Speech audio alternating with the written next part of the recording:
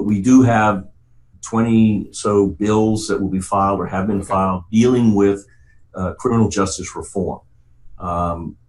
It's a very complex, complicated situation. If all the bills were passed, the projection is Louisiana would save about $300 million over 10 years. So that's somewhere, it's been projected somewhere between 15 and 30 million per year.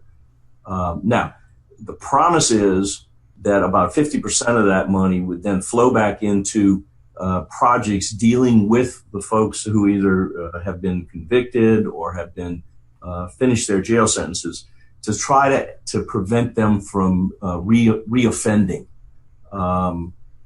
Things like drug courts, things like probation, all the issues related to trying to help these people find a meaningful place in society.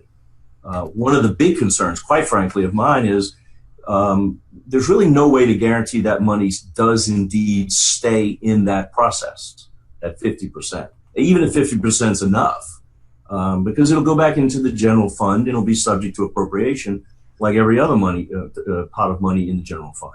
So that's a big concern. Is there any way to assure ourselves that the rehabilitation portion really is funded, and then funded into the future, not just funded today and then 2 years from now, a different legislature changes its mind?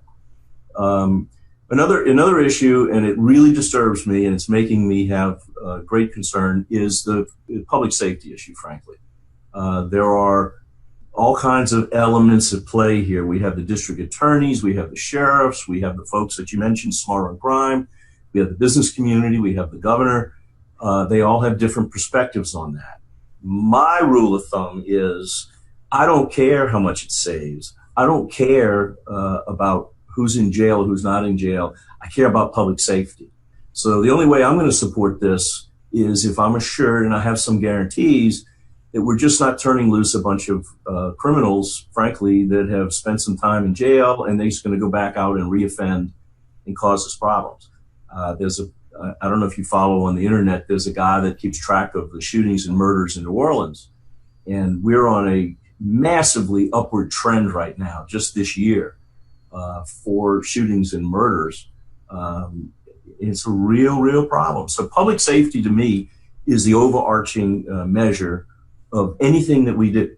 So we'll see. I mean, there are very good, very well-intentioned folks on all sides of this. And I'm really optimistic we're going to find a way to solve the problem, but only if it's public safety first. I have no intention of supporting any measures just because it would save money or just because it's fair or something, some definition of fair. It's got to be public safety.